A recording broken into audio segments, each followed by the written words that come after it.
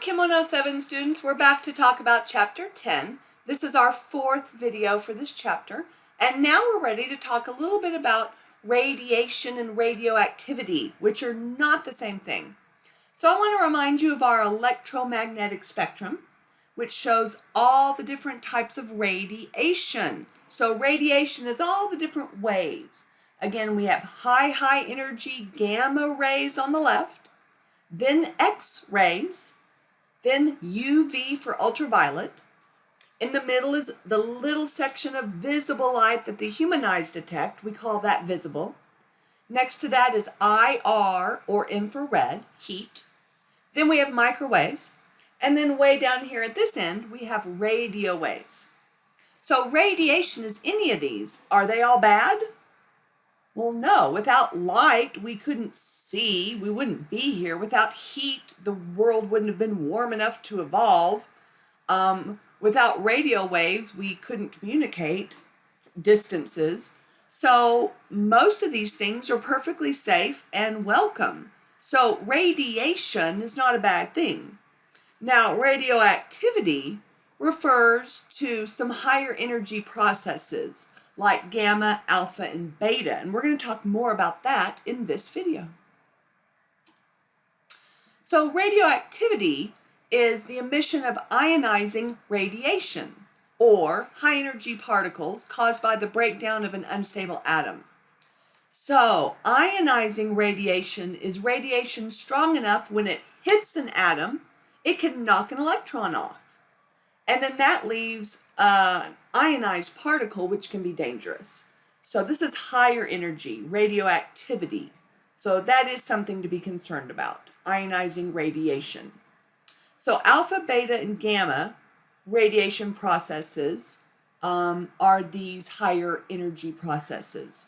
We call them emissions. When an unstable atom breaks down, it can emit an alpha particle, a beta particle, or a gamma ray. Those are the three types of ionizing radiation we'll talk about. And that means, again, they can knock an electron off of an atom that they hit. So why is ionizing radiation dangerous? Well, when atoms are in living cells and some of the atoms become ionized by this radiation, one of three things can happen. One, the cell will just die. Two, the cell could repair itself. Or three, the cell could mutate incorrectly and become cancerous.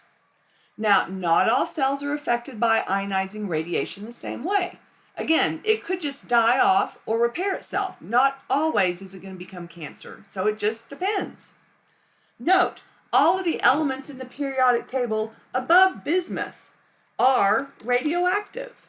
And in some periodic tables, they have little radiation symbols next to them. So, everything above bismuth, which is number 83, is radioactive.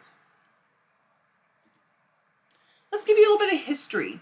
Radioactivity was discovered by a scientist named Becquerel in 1896. Then it was studied by his student, Marie Curie, who you probably have heard of, who won 2 Nobel Prizes for her research, which was amazing for a woman 100 years ago. So kudos to Marie Curie, one of my favorite scientists. When an atom undergoes radioactive decay or emission, the starting atom, which we're going to call the parent atom, will emit radiation and turn into a product atom. We're going to call that the daughter atom. Now, it emits either an alpha, beta, or gamma and becomes the daughter atom. The product is the daughter atom. Many different atoms are unstable and will undergo these radioactive decay or emission processes naturally all around us daily. So we're kind of used to that. We can use these atoms for medical purposes, as we'll see in our last video. So, radioactivity occurs around us all the time. This is the typical human's exposure. 82% of your radioactivity exposure will be natural.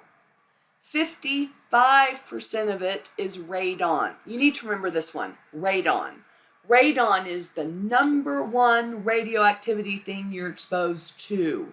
Radon is an element in the table. It is number 86 Rn. It's a noble gas, meaning it's in the last column, so it's a gas. It is produced from uranium decay. It's a very dense gas, which means it's dense so it goes down. So it accumulates low, like in basements. So in places where they have basements, they were having more lung cancer than normal. And it wasn't from smoking, which is typically the largest cause of lung cancer. So they were wondering how these people were getting lung cancer. And they finally figured out it's people that were living in low, unventilated basements. And it was from radon. Radon can give you lung cancer.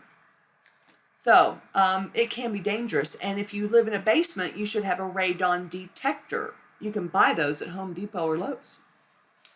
What else are we exposed to naturally? Well, uranium. Uranium occurs in rocks and soil. About 8% of our exposure is uranium. Cosmic rays is about 8% of our exposure. And then we have some radioactive atoms in our body. That's 11% of our exposure, like potassium-40 and carbon-14. Those are in your body, so you can't help it. So again, about 82% of a typical human exposure is natural, with radon being number one. Remember that. Number one is radon.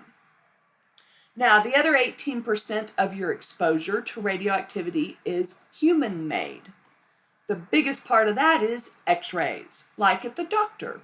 So X-rays is about 11%. 4% is nuclear medicine. Now, not everyone comes into exposure with nuclear medicine. This includes things like barium enemas, thyroid scans, liver scans, and chemotherapy. 3% is in consumer products. And then a nuclear power plant is less than 0.1%.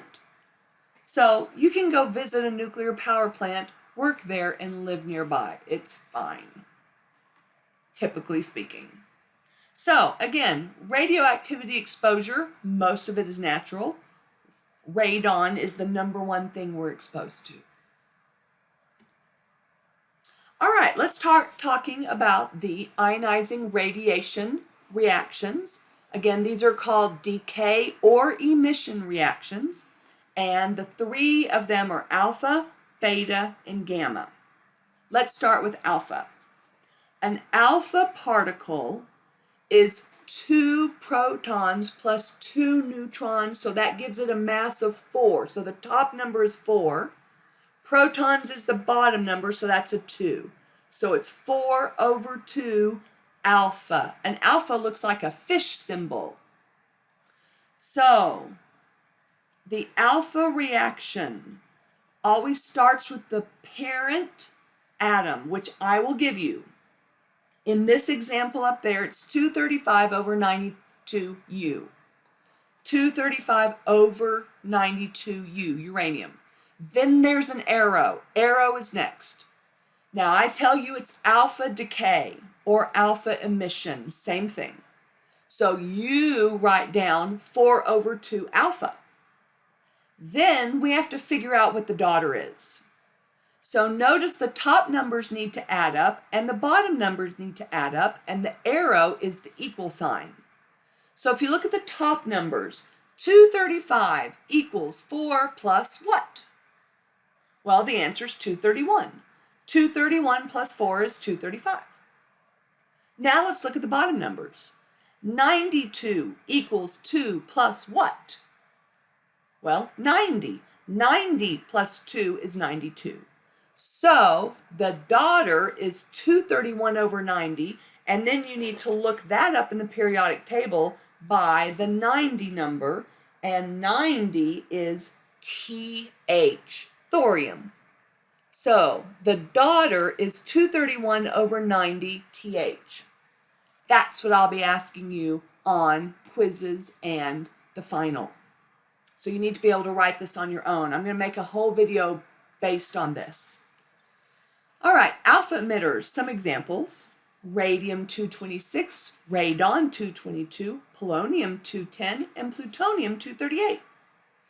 Now, alpha particles can be stopped by your skin, so they can't get inside you, so that's great. But if you eat them or inhale them, then they're inside you, and that is very dangerous because they can't get back out because they're stopped by your skin. All right, so again, the way to do these reactions is to balance the top numbers and the bottom numbers. They have to add up. Americium-241 is used in smoke detectors. Let me tell you how those work real quick because it's interesting. Imagine the smoke detector. On one side we have the alpha emitter. On the other side we have a detector. So this emits an alpha particle. It travels across and hits the detector. As long as it hits the detector, it's quiet. But as soon as smoke gets in the way, the alpha particle stops by the smoke and it doesn't get to the detector. So the absence of the alpha particle hitting the detector is what makes it go off and go beep. So that's how a smoke detector works. It actually has radioactivity inside of it. Don't eat it. All right, next up is beta emission or beta decay, same thing. Again, you have to come up with the daughter atom. I will give you the parent atom. A beta particle is just a high energy electron. So it doesn't have any protons or neutrons, so the top number is 0. Its charge is -1. So it's 0 minus 1 beta. Beta looks like a B, but it's kind of cursive-y with a tail. Beta emitters include 228Ra, radium-228, technetium-99, and carbon-14. Now, beta particles can be stopped by 30 centimeters of wood or aluminum foil. One thing we do with beta particle emission is carbon-14 dating. So we can tell how old a rock is by using carbon-14 dating. It's really cool, and we're not going to go into that, but it's really cool. Anyway, you need to be able to write the top reaction. I will give you the 228 over 88 Ra. You need to write the arrow next, and then I've told you it's beta decay. So you write 0 minus 1 beta. Then we have to figure out what the daughter product atom is. Again, we have to make the top numbers and bottom numbers add up. So 228 equals 0 plus what? 228. 228 plus 0 is 228.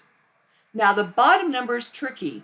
88 equals -1 plus what? 89 minus 1 is 88. So the answer is 89. So then you have 228 over 89. We have to go look up 89. And it is AC. So the answer is 228 over 89 AC. That is the daughter atom. All right, that's beta decay or beta emission. Last one, gamma decay or emission. So gamma is not a particle, it's a wave. We call them gamma rays. It's a high energy wave, or you can think of it as a photon stream. Gamma emitters are 233 uranium, 222 radon, 60 cobalt, iridium-192, americium-241. Gamma is the strongest. It can be stopped by 10 centimeters of lead or 30 centimeters of concrete. Thus, when you make a bomb shelter, they often have a lot of concrete around them to stop the gamma rays from getting in. Often, gamma emission will occur with alpha or beta emission. So uses include irradiation with gamma rays to sterilize medical equipment. It kills bacteria on foods, and it's used as a cancer treatment. So we've learned to use this in a good way. Now let's look at the reaction. Now gamma is kind of a swirly up and down. You go down, circle, and back up. Because it's a wave, there's no protons or neutrons at all, so it's 0, 0, 0, 0, gamma. So I will give you 229 over 90 TH and tell you gamma array radiation, gamma decay or emission. You draw the arrow. I said gamma, so 0, 0, gamma. And then we have to figure out the daughter atom. Well, 229 equals 0 plus what? 229. 90 equals 0 plus what? 90. So it's the same. So it looks kind of silly, but that's how we do it. The 22990 thorium was high energy, and it released a gamma wave. And it remained 22990 thorium, but now it has less energy. So this one's easy. 0, 0, gamma. Gamma decay, gamma emission, same thing. Your turn. I want you to write alpha decay of polonium-210, beta decay of carbon-14, and gamma decay of cobalt-60. You know what alpha, beta, and gamma mean? I'm giving you the parent atom. You write the reaction for me and figure out what the daughter atom is. And that's where we'll start the next video. So pause on this, write this down, try it on your own. We'll pick up here in the next video. All right, 107 students, check you later. Bye-bye.